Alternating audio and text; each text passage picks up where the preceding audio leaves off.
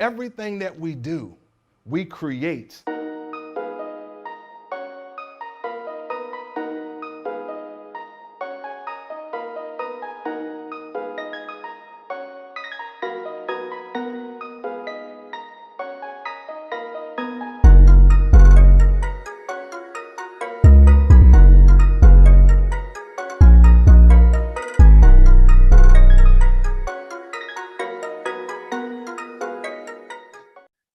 What's up, guys?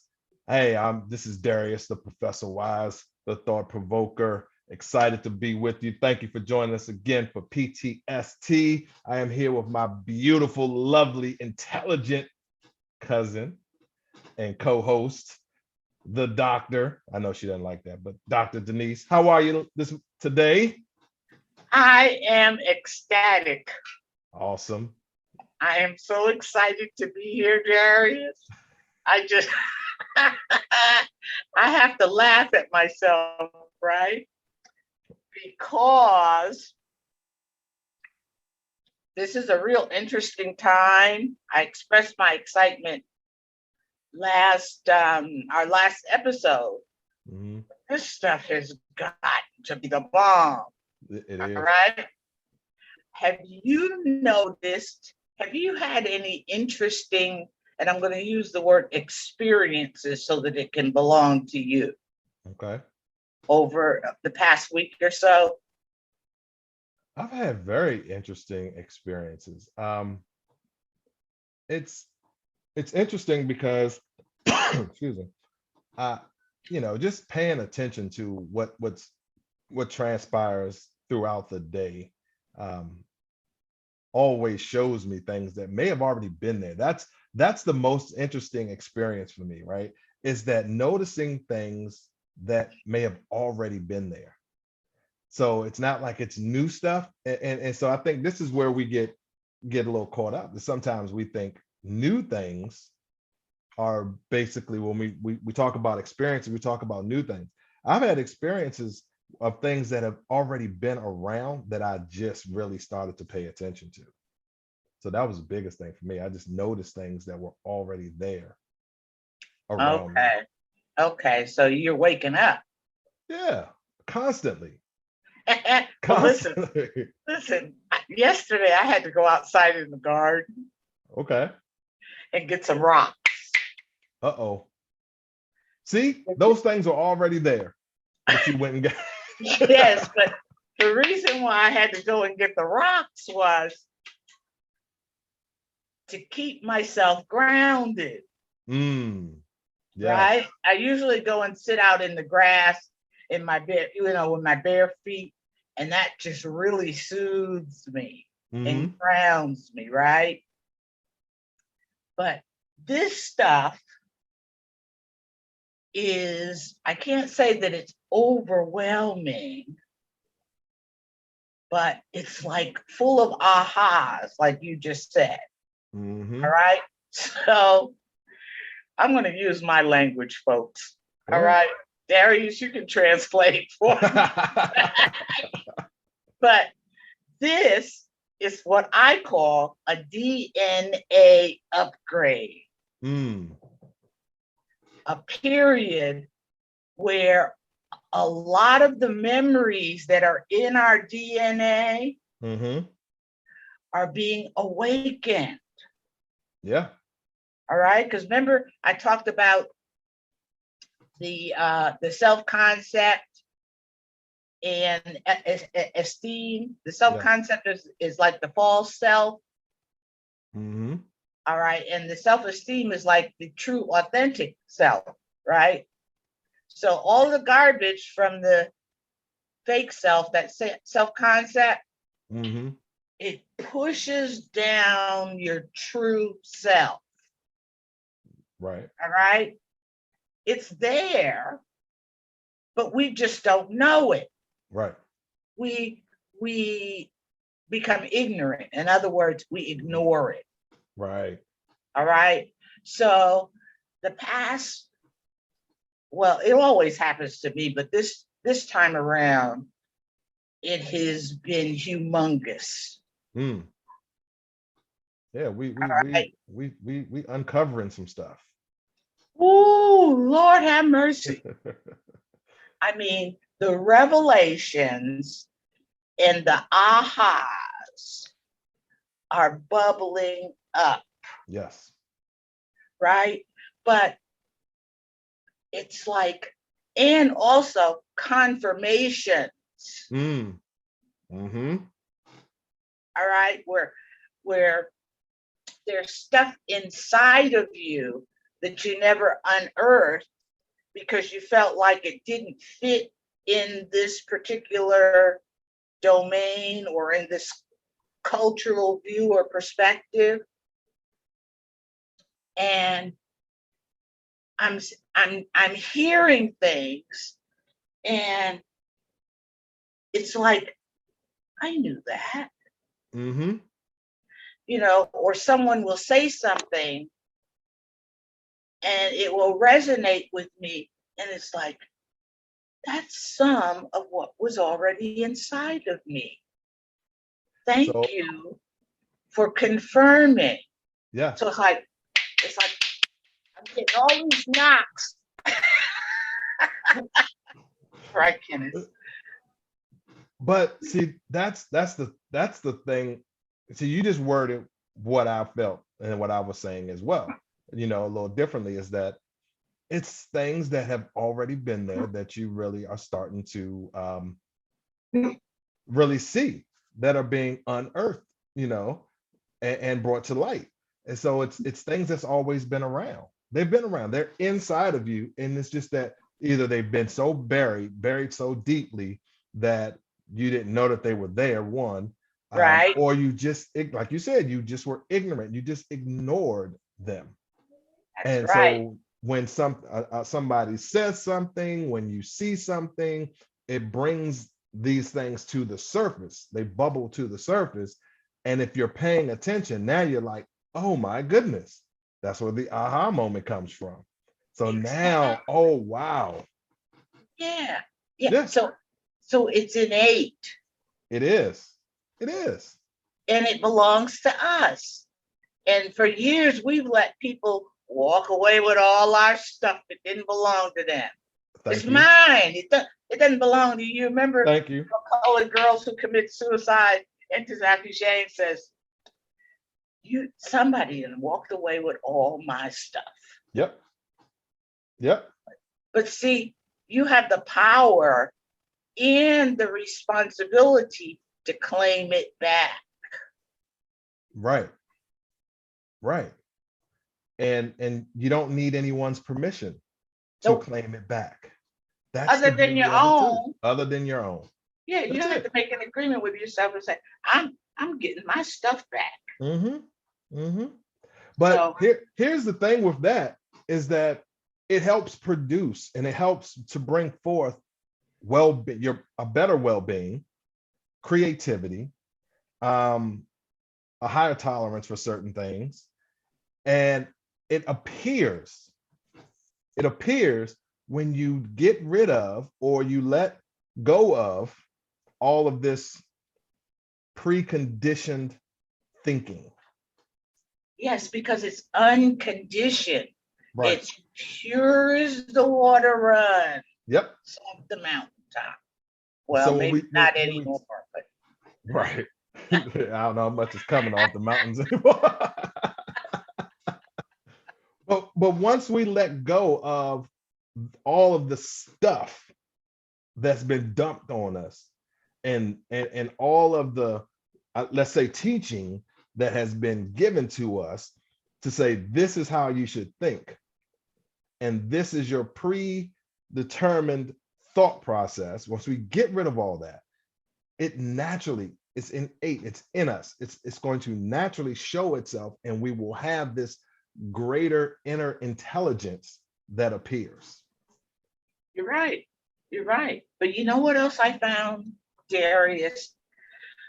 And this was in Hanel's Master Key. Mm-hmm.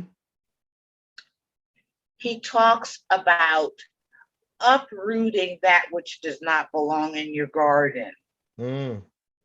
In other words, weeds And he suggests that we not just chop those weeds with the weed whacker, but we uproot them. Yes. We pull them up by the roots, right? And it's so interesting in that that's the way it happens. Okay. And the way it happens for me is that I had to do my work. Okay. All right. I had to get rid of childhood traumas. Mm. All right. I had to, which means from family of origin, from school. Education is a big one. We're going to talk about that today. But traumas from the culture that we live in, because it's not ours, right? But it helps to form your self-concept. All right. Once I did my work and got rid of the bulk of my family of origin stuff, right? It was pretty damn painful. Yeah. But at any rate, once I got rid of that, the stuff bubbled up easier. Yeah. Because all of that stuff is in the way. And I know that, like last November, I uprooted a big one for me. It was at my core. Right. And so here I am, not even knowing that that was what was stopping me. And then it was holding me back. Right. And then I remembered Hanel's idea about, or his suggestion about pulling things up from the root. Right. And so you might have to edit some of this stuff down. We keeping that in. Oh boy. But how do we learn that? How do we learn? How does that become how we operate? See, that's what we need to get to. That's what we need all of you to understand, is that we're taught a lot of this stuff. Oh yeah. Where does it comes from? A couple of sources. Okay. All right. The big one that I've recognized is education. Our educational institutions. I agree.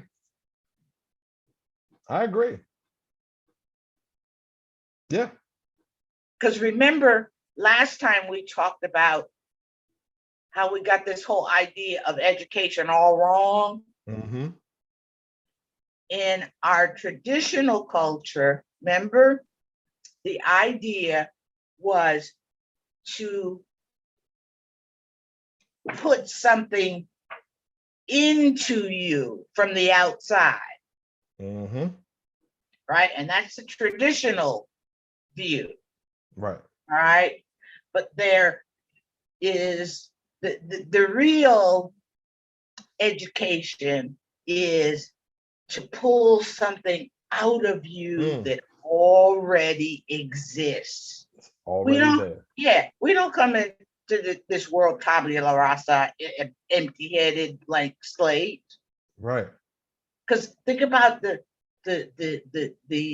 words from the babe.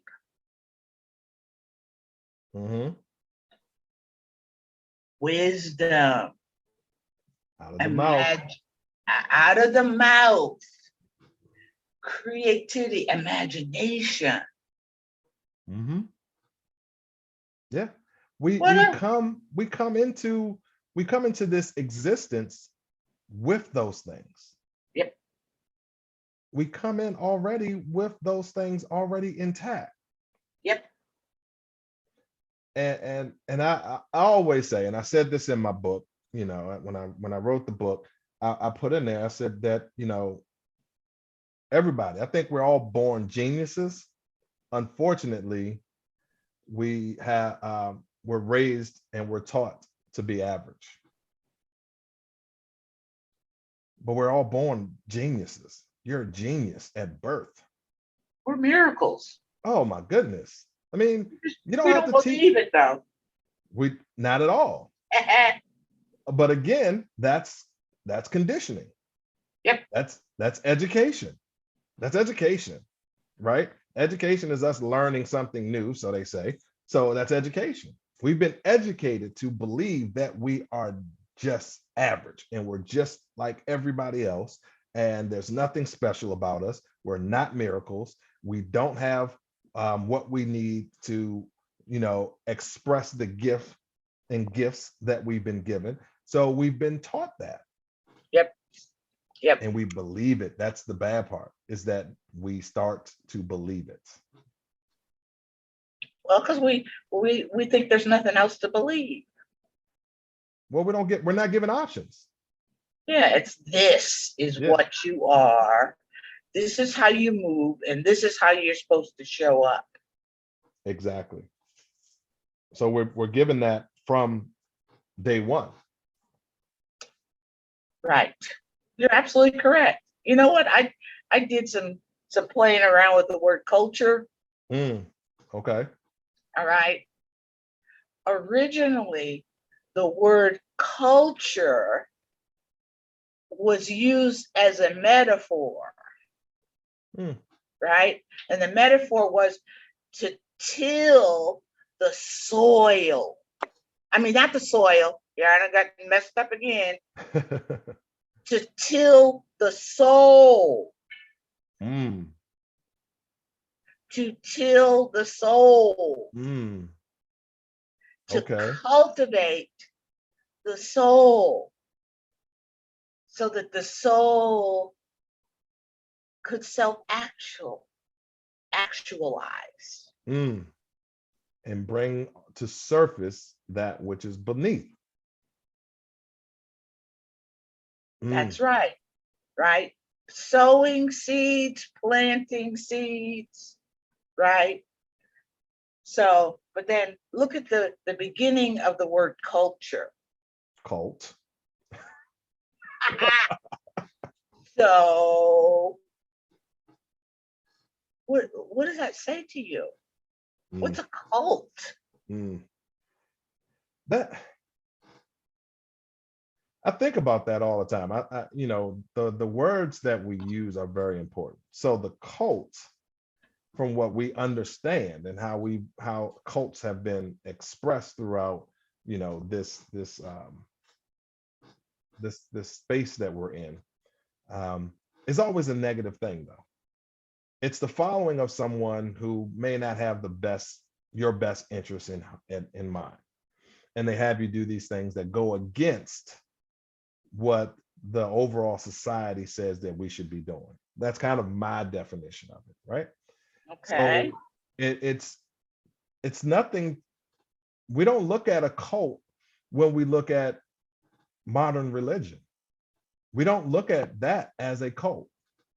But when you have someone that has these people to believe something different than what the masses believe, and they go about living their life in a particular way that's against what the masses think how you should be living your life, then that's a cult. Okay. So this is how from okay. Different from the masses. Different from the masses. Or is it really the masses that have been conditioned and become the cult? Exactly. That's my point exactly. Because the masses will never say that that's a cult. Okay, I remember you said that. You implied that at the very beginning. So they won't say that the way that we're living and we're taught to live and how we should go about our life is a cult. But if you go and you take a group of people and they start to live outside of that, and they go against what the dominant society says how we should be living, how we should be thinking, and what we should be doing, when it goes against that, they label Okay. that a cult. So now this is a cult. We got all these people doing these crazy, strange things that go against our beliefs, that go against how we think we should be doing things. Now, Okay. I'm not saying, don't get me wrong. I don't want you all getting thinking that I'm saying that you should, some of these things that what we consider cults are doing is the way we should go about living our life. I'm not saying that. I'm saying that we label things a certain way when it goes against what the dominant society thinks should be happening. Okay. All right. But now, so what I hear you saying is that culture is designed to shape behavior in a sense. In a sense, I think it does. No, I don't know. I think it does shape behavior. Okay, because it's a culture is like a set of beliefs, a set of traditions, Mm-hmm. a way of thinking, a way of behaving. Right. And so you have this culture. Yes. This culture is created. Yes. Okay. I, Okay. and I think that that's the understanding that we have of culture. Okay. Yeah. All right. So you're talking about one end of it, and I'm talking about the other end of Come from the other end. Let's cover the spectrum on this. it. Okay. All right. So now when I hear you talking, I don't want to try and listen to you from my perspective. Okay. I want to very much listen to you I want to be open enough to hear it from your perspective. And that way, there's no disagreement. Right. It's just Right. making my perspective bigger and your perspective bigger. Exactly. All right, I need to come back home. But that's the beauty of this, is that we can come from those different perspectives and come together and expand our own territory. That's right. Mental territory. Right. That's right. In the prayer of Jabez, it says, increase my territory. Increase my territory. Ooh. Mental territory. Increase this. Well, And spiritual. How about if I take it one step further? Let's go. Oh, Darius, you're going to have to edit this stuff. All right. So you're doing increase this stuff. Mm-hmm. All right. How about if our territory was all of this? I believe it is. Yeah. All right. Which is really the mind. Not the brain. No. The mind. Right. The mind. Yeah. Right. So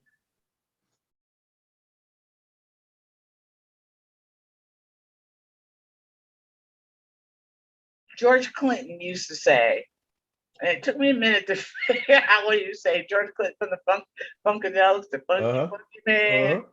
He used to say, free your mind and your blank will follow. Can I say that word? You can say that word. All right. Free your mind and your ass will follow. There you go. Yeah. All right, but this is another one. In the process of freeing your mind, the truth shall set you free. You're also going to get a little pissed off along the way, because sometimes the truth, yeah. Truth hurts sometimes. Yep. Yeah. Because the truth sometimes goes against what we were believing prior to. Yeah. All right, Darius. I'm settled. I'm a little settled. This stuff keeps coming. Woohoo! And it's going to keep coming. I know. I've opened up the portal, or I haven't opened up the portal. The portal has been opened and I was prepared. That's the key. Yeah. We gotta be prepared for that. All right. All right. So now I know I keep moving around in this chair, but are we ready to go and talk about education? Because Let's talk about it. we got sidetracked. Oh no, but that's all right. Let's talk about it. It was a little preparation. That was the appetizer.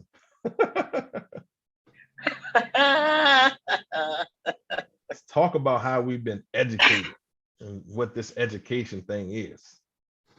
Okay. So we have not been educated or the tool of education has not been used to bring out that which is inside of us. Yes. It's been used to put stuff inside of us. Yes. And this stuff is so-called knowledge. Yes. Which is external to us. Mm-hmm. It ain't, a lot of times it doesn't have anything to do with us. We don't connect with it. Right. Right. But in order to get through our system, we have to memorize it in order to get those degrees and stuff. That's why I said I always take 2 sets of notes. Uh-huh. All right. So let's share with folks what happens. All right. And I found this little tidbit years ago Mm-hmm. in a book called Andragogy in Action. All right. By this guy Knowles. And it was written in 1984. All right. Came out of San Francisco Publishing Company. Mm-hmm. A San Francisco Publishing Company. All right. And he presents what's called the pedagogical model of traditional learning. Okay. All right. Pedagogy is a method of teaching. All right. It is a philosophy that has been put into constructs or assumptions. Right. All right. We don't pay any attention to this. All right. But so now this is the pedagogical model is the traditional model that is implemented by the dominant culture. Right. To create the cult. Mm-hmm. All right. Exactly. Exactly. So whenever you have a philosophy, you have to have certain assumptions about how things work. Right. All right. So traditional learning, the first construct or assumption that is presented by Knowles is the concept of the learner. Mm-hmm. Right? Who you think the learner is, your idea of who the learner is that's coming to you to learn. Right. Right? So we have a concept of a learner. And what he says here is through conditioning in prior school experience, the learner's self-concept. We already talked about that self-concept. The learner comes to you with a conditioned set of beliefs, a conditioned set of knowledge. Right. And that's how, in this particular model or methodology, the learner is seen. All right. So it made me think about educating children. Mm-hmm. All right. you were a child, obviously, before you became an adult, right? Right. So what happened prior to adulthood? Mm-hmm. A lot. You had to have the placement of the conditioning. Right. You have to put into motion the conditioning at an early age, Very early. very early. Give us your children until they are 6, Mm. right? Remember, we talked about the beginnings of this self-concept are pretty much in place by the time a child, pardon me, is 5 or 6 years old. Yep. All right. So the assumption is that adults come to the learning stage with prior school experience. Mm-hmm. What's taught to you in school, Right. what's put inside of you Right. in school. Okay, go ahead. Mm-hmm. So now here's the thing is that for me, right, and for those watching, I have an issue with our education system, right? Mhm. And this whole process, and because it's not based on who we are. It's not based on what's inside of us, as you have already said, and we've already talked about. So basically, this process is really a matter of memorization, regurgitation. Yep, garbage in, garbage out. Yeah. And in most cases, garbage in, garbage stays, right? So Woo. we gotta remember this stuff that they're telling us, and where knowledge is assessed, our knowledge is assessed based on how well we can remember it and regurgitate it. Test. That's what they call them. They call them tests. So one of the things that's really powerful about this, about the pedagogy of it, is that this is what they use typically to educate children, because they don't come with as much experience as the adult has.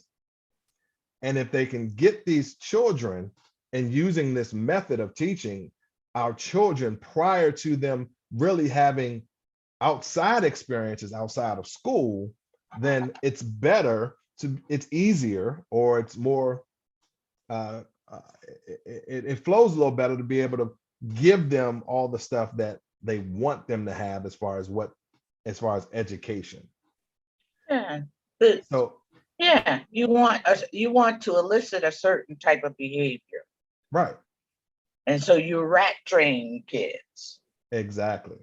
I think you may have talked a little bit about that in our last session when we were talking about learning in the during the Industrial Revolution. Yes. Yeah. All right. So now listen to this, right? And I got my rocks in my hands, and I've got my paper in front of me so that I don't go off on a tangent, right? All right. The learner is, by definition, a dependent personality, Mm, because the pedagogical model assigns to the teacher the full responsibility for making all of the decisions about what should be learned, how and when it should be learned, and whether it has been learned. The role of the learner, therefore, is that of submissively carrying out the teacher's directions. See, now you basically just said that without even my sharing it with you. that's painful. I would be okay with that if it was that person who is the teacher was truly trying to build up every individual that they were teaching. In a But that's way, not what our culture says. exactly. That's why I have an issue. And it's not an issue with teachers per se, personally. It's just the process of it. So when you're not trying to teach and bring out what's within that person, and really the goal is to give them all of these things that we think that they need. And this kind of goes back to what I was saying about the Industrial Revolution and how the education system came about, is that somebody decided that there were certain things that they felt we all should know and we all should have. And that's what was important.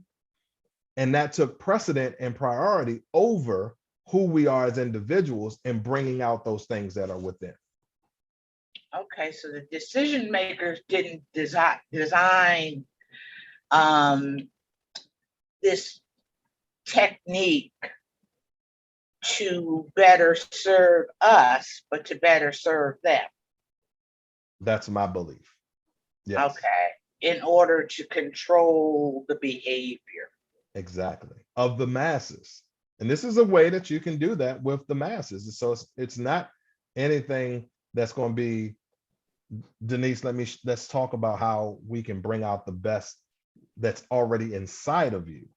This is what we need you to know. We need you to know these things. So we're going to put these things in you, and we're going to suppress all of those things that you feel inside. We're going to suppress those so that we can bring in all of this other stuff that we feel that you should know. Okay. I agree with you. But now think about the role of the learner.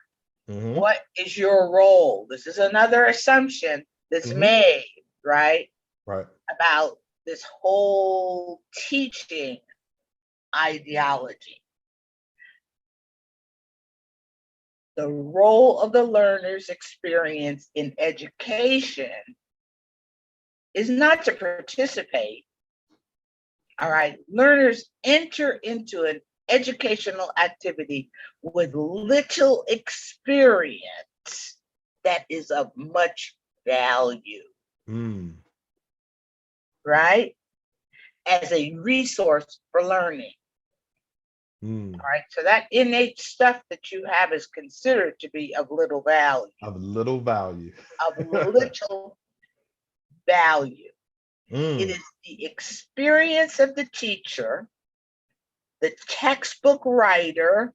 Oh, that's a big one, right? And the audio-visual aids produced that really counts. So accordingly, the backbone of the pedagogical methodology is transmission of techniques via lectures. In other words, what I tell you, assigned readings, the books that I tell you to read are part of the syllabus, right? Mostly published in England. And audio-visual presentations that oftentimes come from those books. Or if you develop your own, then you have to make sure that they jive with the book. Yes. Ouch!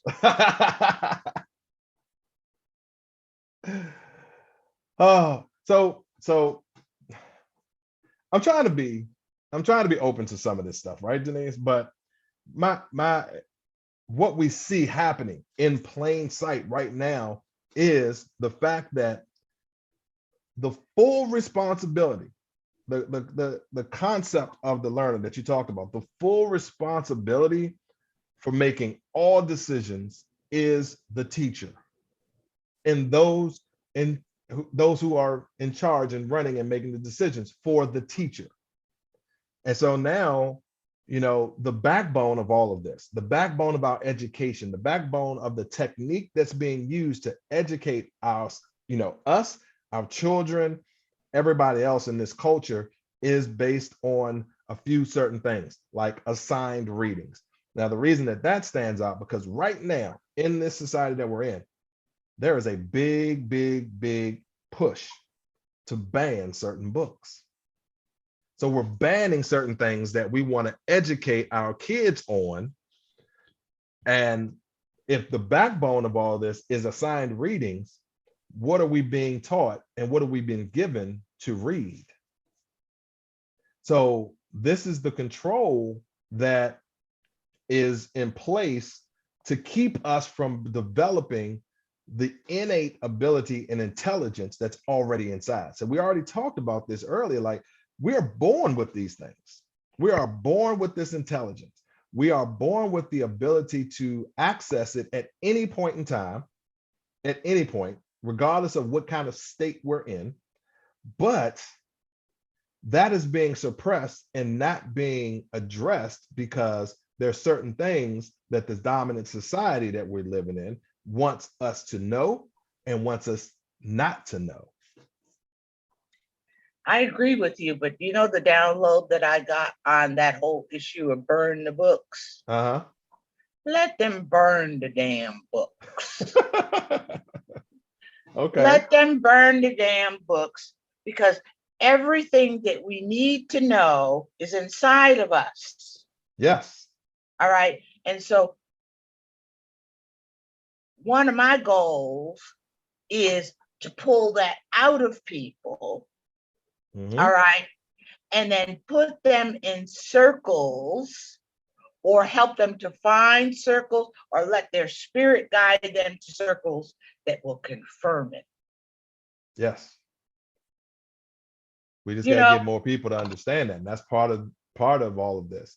And exactly. yeah. Think about the books they want to ban. They want to ban certain math books. And I thought, why does this Ted Cruz want to ban math books? Mm-hmm. All right. It has very much to do with the universe and how the universe is constructed according to numbers. Yes. What do you call equations?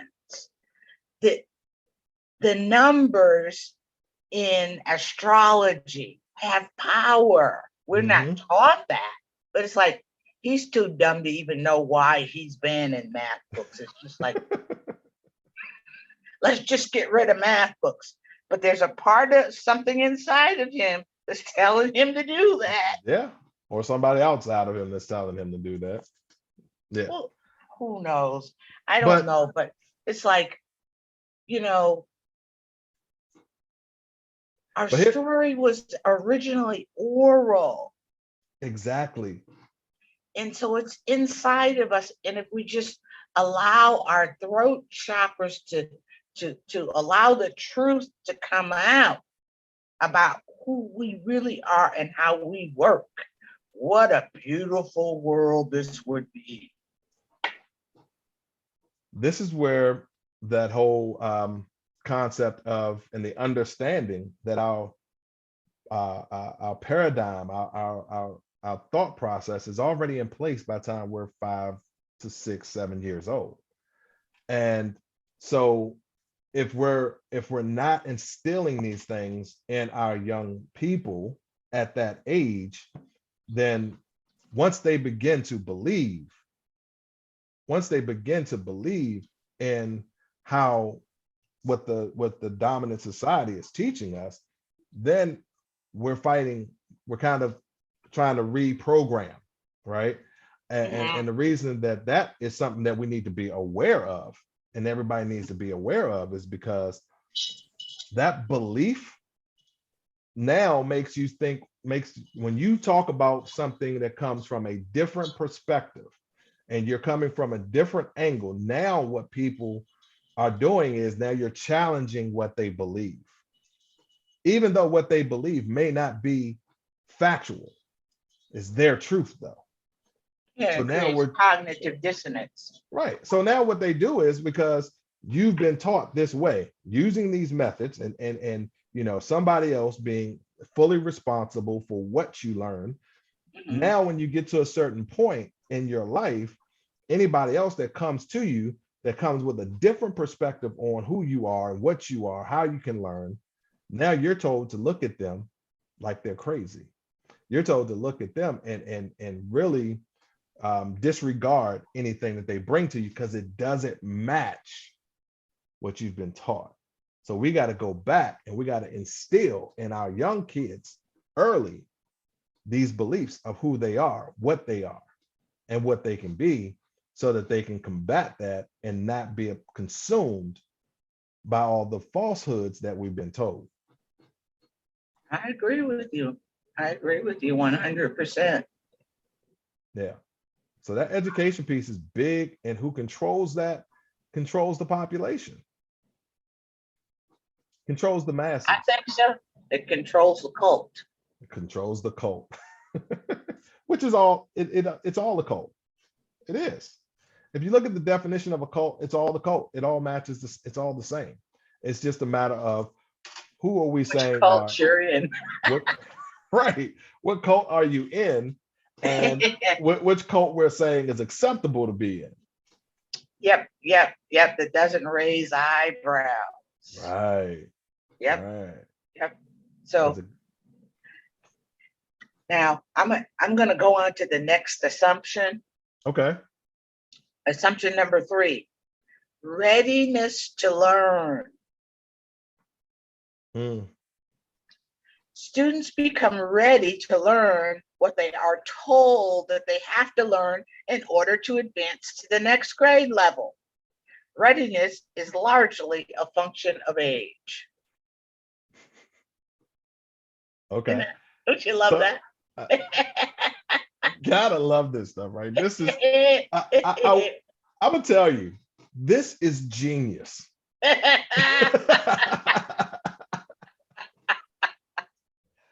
I hope that you all watching, are kind of reading between the lines on what we're actually saying, right? And I'm not knocking education. I'm not knocking it, because we all need to learn. We all need, I think mentors are good. And I think people that you can talk to and you can have conversations with that help bring out what's inside of you is phenomenal when you can find those people. And if we had those people in larger numbers, that would be awesome. What I have an issue with is the student must be ready to learn what they are told. That's where I'm having issues. What they're told, what we're being told that we have to learn. And for us melanated people, we're not being told what we really need in order to be our full self. And it's a lot, so I have an issue with that because I see how things are playing out in this real world right now, and what our kids are being taught, and what we were taught, and what we now understand. Because being taught those things so early, now when I hear something different, I have a battle going on inside. So now it's it's a little tussle that I have inside, because part of me has been conditioned to believe this over here. And then I have this feeling that comes up, and I hear something new, and I see it, get a new perspective on things that's over here. And now these two are fighting for my attention, and what's true to me, what's truth for me. So that's the thing is, and I don't think it's just age. So the other thing with this is that if readiness is a function of age, then that means we're holding people back that may be more advanced, intelligent. Their intelligence is being held back and restricted because we're basing all of this on a number and how long you've been here, not the gift that you were given. Exactly. You said something earlier that kind of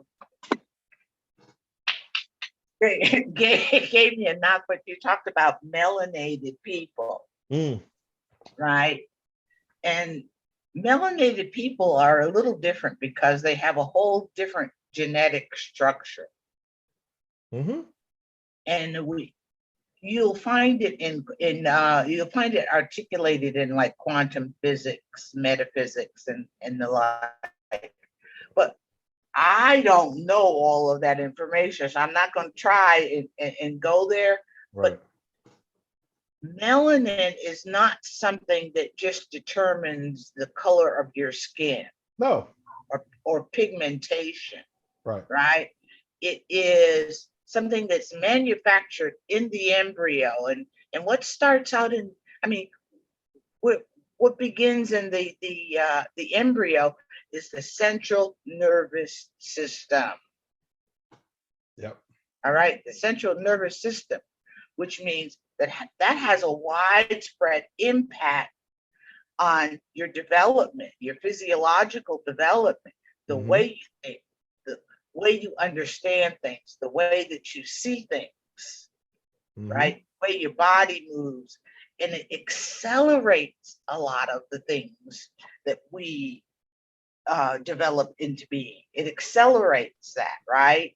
Right. And so oftentimes children in school get in trouble because that melanin kicks in, honey, and it accelerates their need for certain knowledge. Yes. All right. And that is not given because of this age determination, just what you were saying, right? Right. They don't get the stimulation that they need. So, and they become bored. so now, because see, you opened the door for me, right? I'm sorry. I, oh, it's getting hot. It's getting hot in here.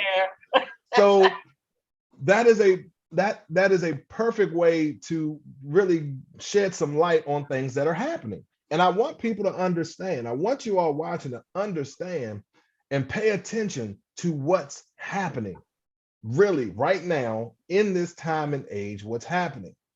So we have these children, and these children have this accelerated growth going on internally.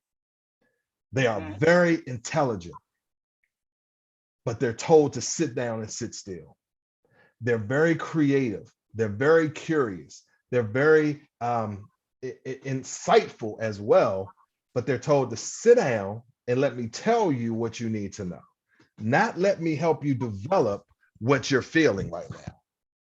Yeah. So what happens is, because they can't just sit down, because they're not going in through, really following the process of the teacher being the one who decides what they need to learn.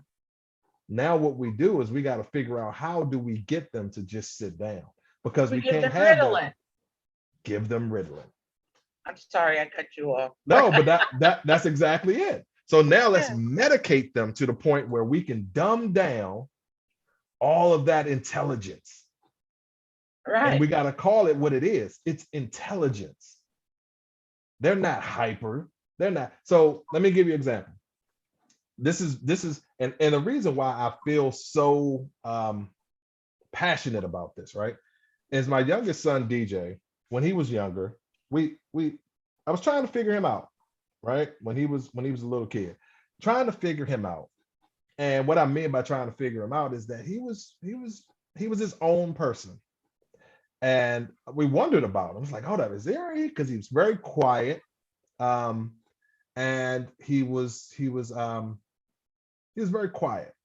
And we kind of thought, maybe let's have somebody, let's go talk to somebody about this and see if something's wrong. And so we go to the doctor, and the doctor, without doing anything to look at if there's any kind of chemical imbalance, didn't do anything. Just, we're sitting in the office. We're not even in a medical room like you go get a physical. We're in the office, and they, without doing any kind of testing to see if there's any kind of chemical imbalance or seeing anything like that, because they just decided, all right, well, one of the things that we can do, why don't we start, Mr. Wise, by giving him this Ritalin, right? Medication. Let me prescribe this for him. Let's try this for X number of days or months or weeks. And then we can come back and revisit and see if he's still having some of these issues that you may be concerned with. Mhm. My instant response was, hell no. We are not giving my child any kind of medication like that. Mhm. Because what happens is, do we really know what's in that? Do we really know what it's doing Mhm. besides what they tell us? Right. And so we have our kids. And so what we did instead was I paid attention to him.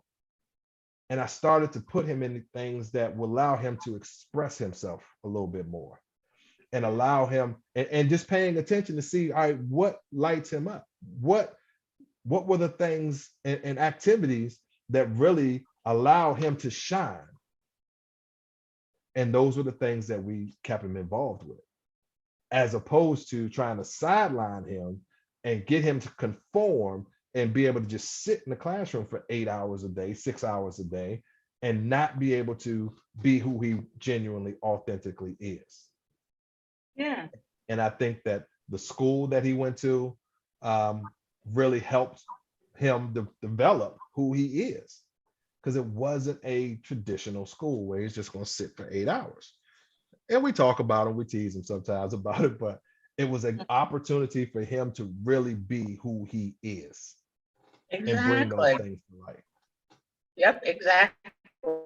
I did the same thing with Akila. She went to a special charter school teaching able learners exceptional new talents, and there was a lot of participation, Mm-hmm. parental participation, Mm-hmm.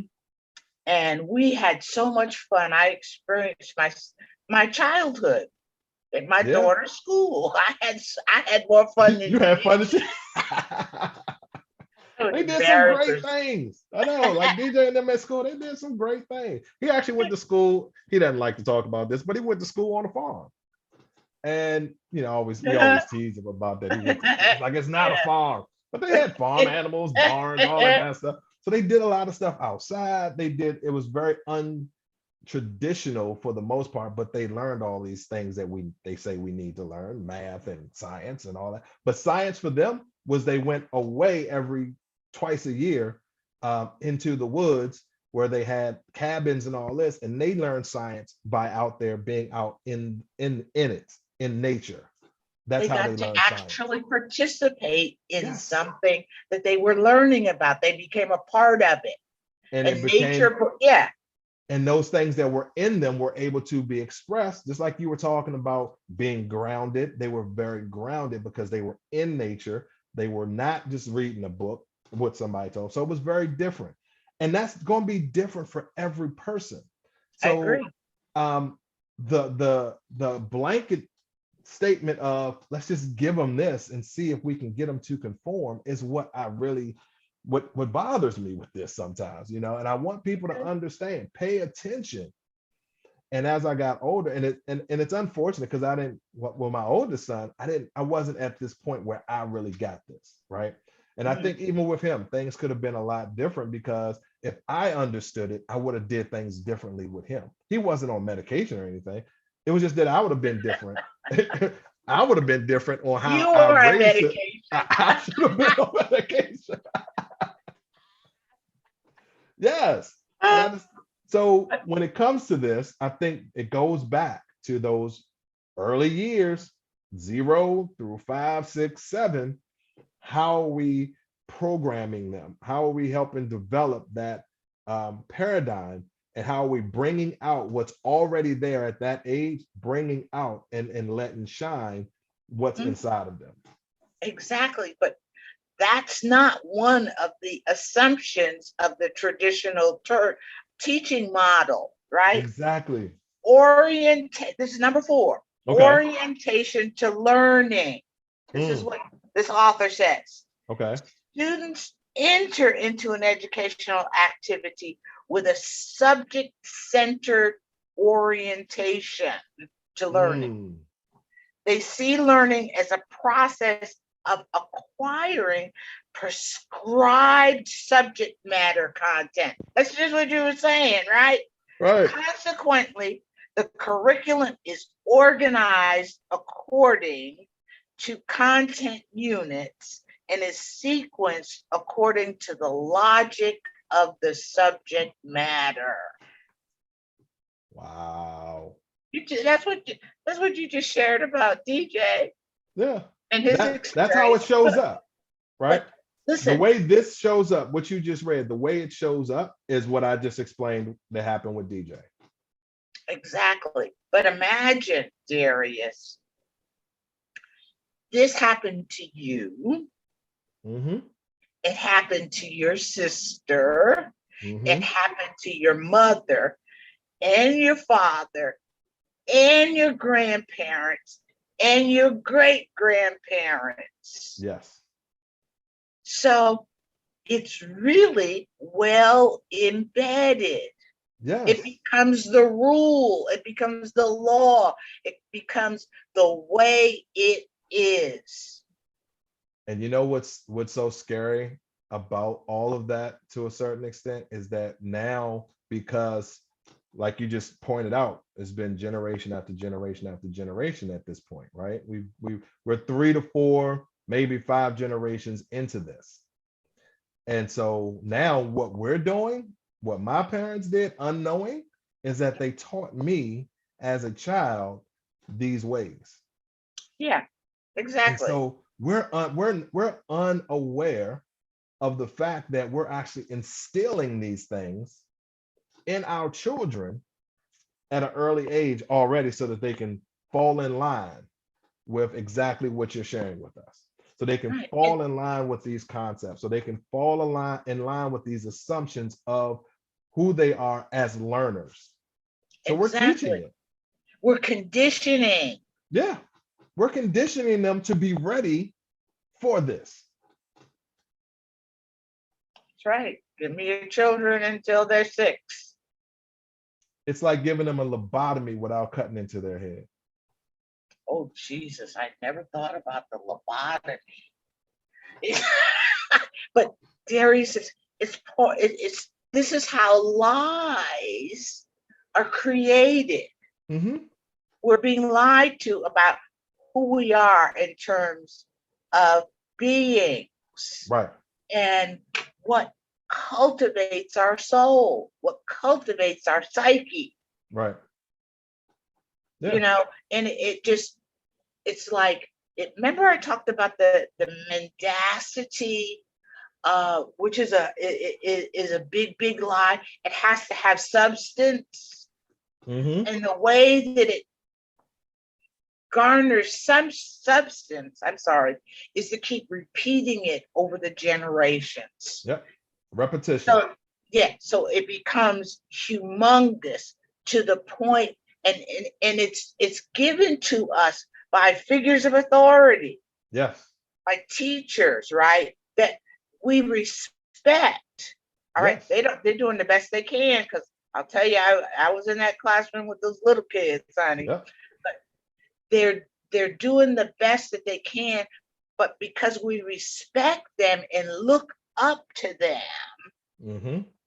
we dare not, if we have an idea that comes from within, that's not in that textbook, we dare not challenge it, because No. we have been taught to have respect for the knowledge that the teacher gives us. And Yes. so we don't resist, And we don't question.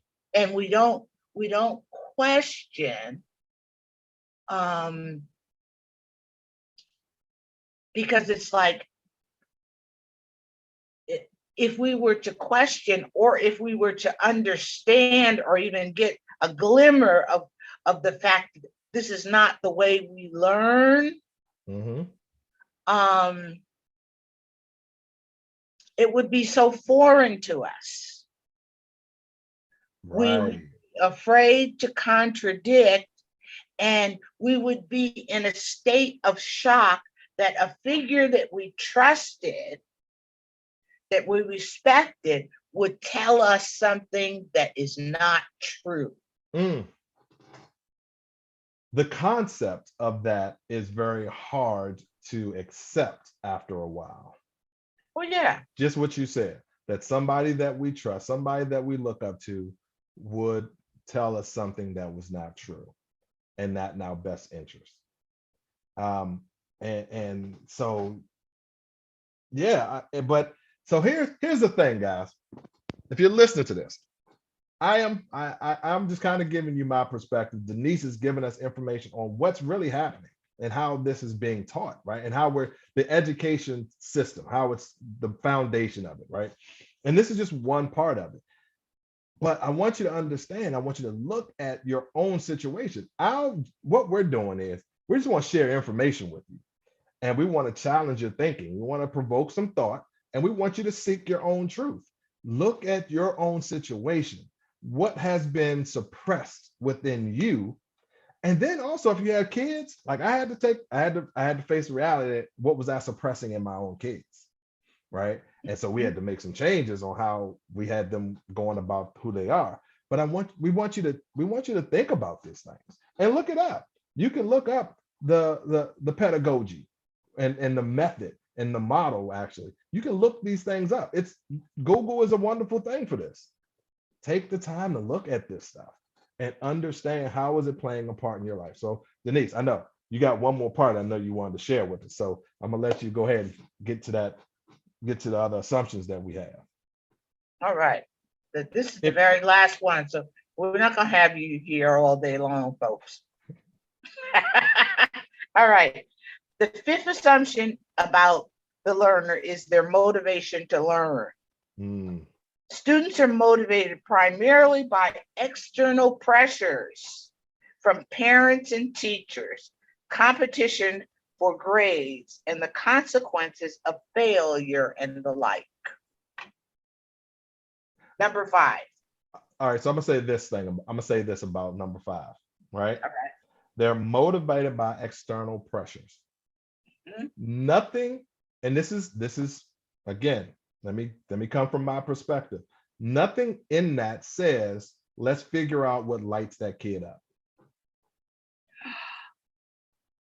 Let's figure out what really motivates that kid to want to excel at this.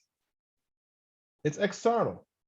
So we come out of the womb and instantly now find ourselves being pressured from the beginning, really. Once we get into school, especially once we get in, we're pressured from outside on who we should be.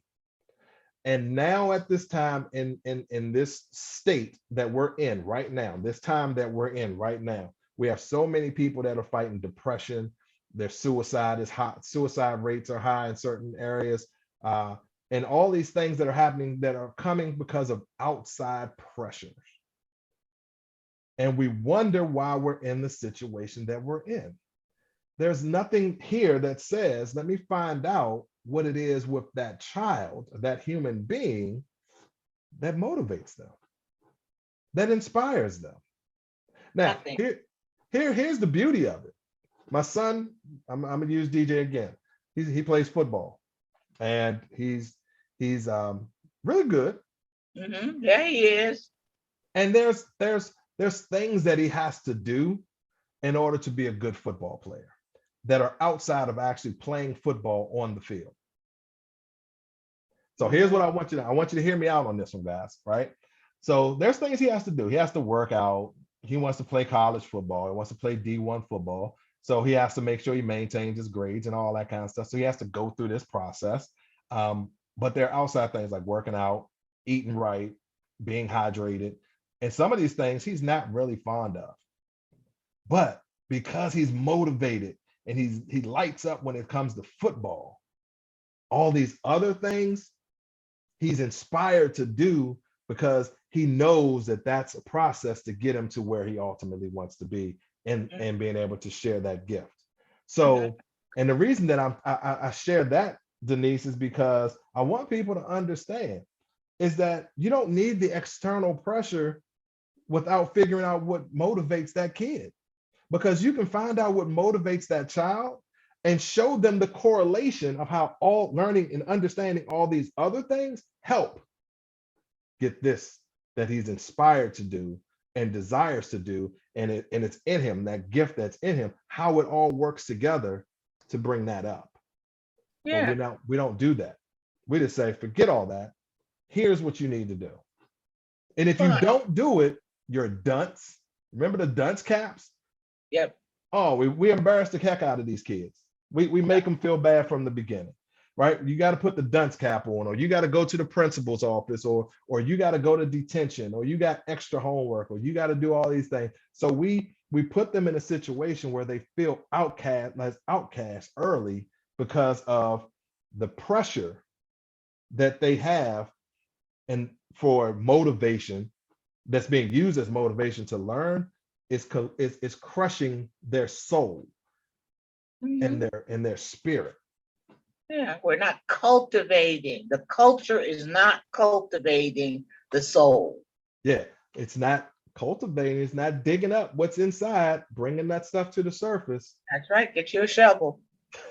Yep, get your shovel.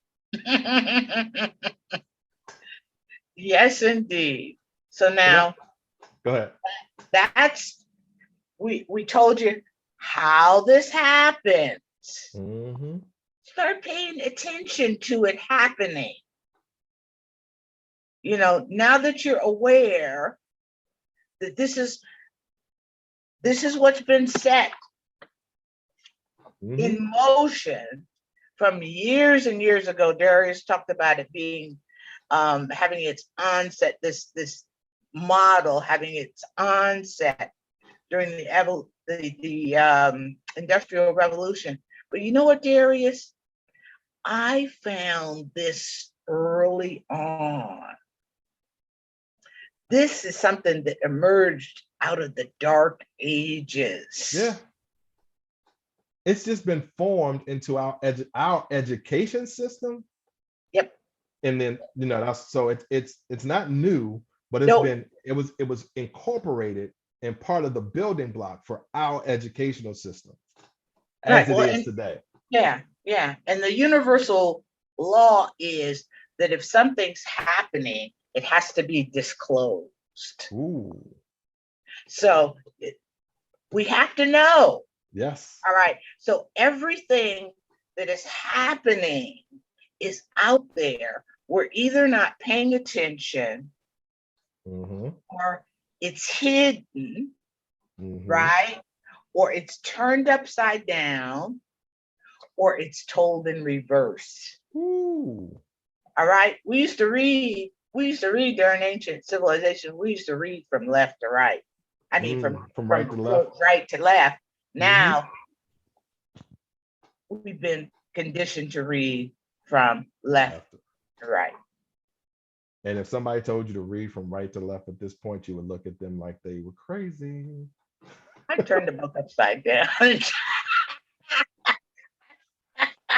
So All right. so here's what I want to leave everybody with. Here's what I want to leave you with.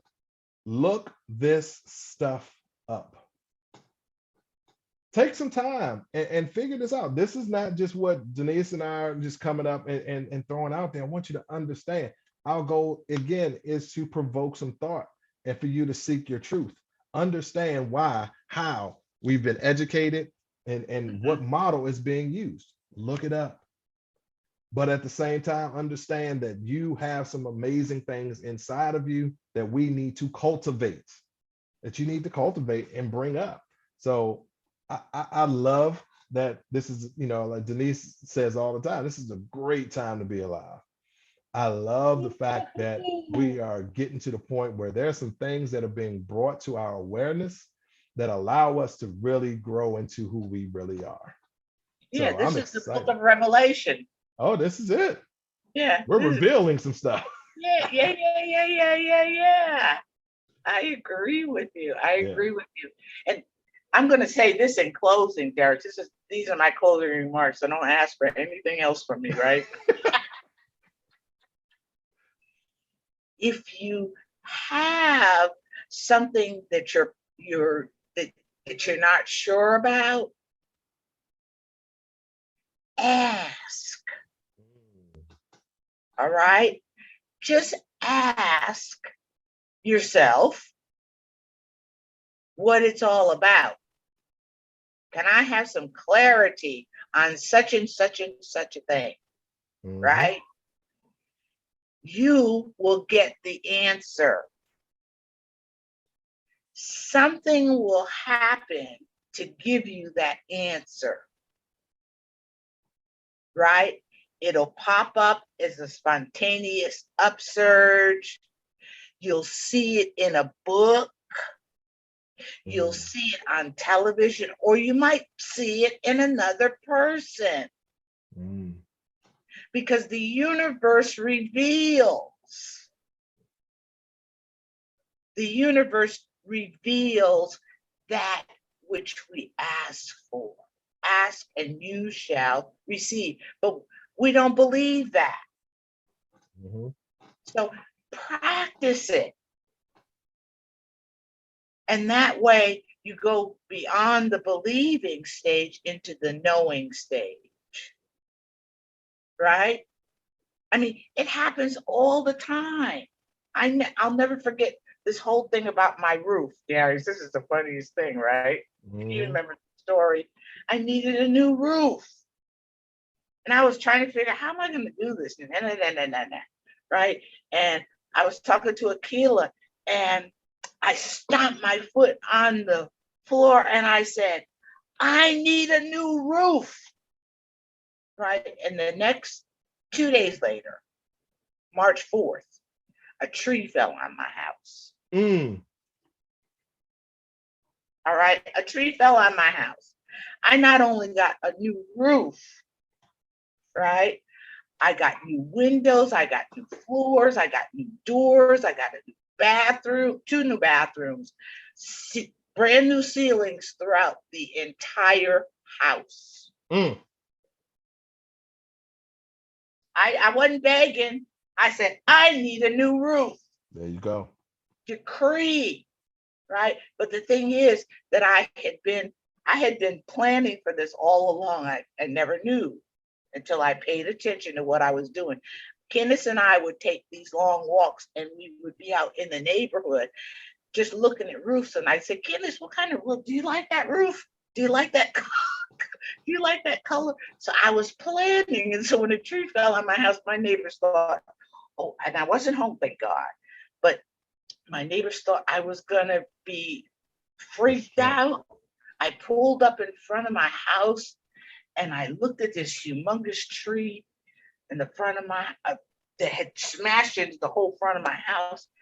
And I started laughing. They said, what is so funny? I said, I got what I asked for.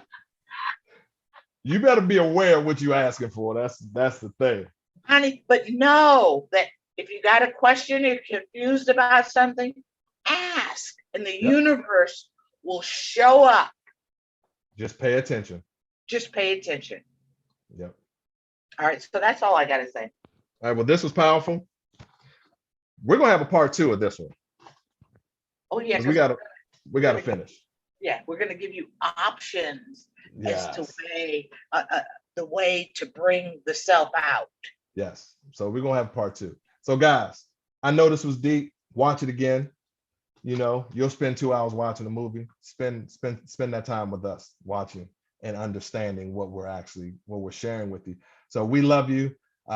We hope that you got something out of this. If you did, comment, like, make sure that you subscribe to the channel. And we'll see you next time on PTST. So we're provoking thought, seeking your truth. That's right. The divine in me honors the divine in you. Go put your feet in some grass. Out. We're out.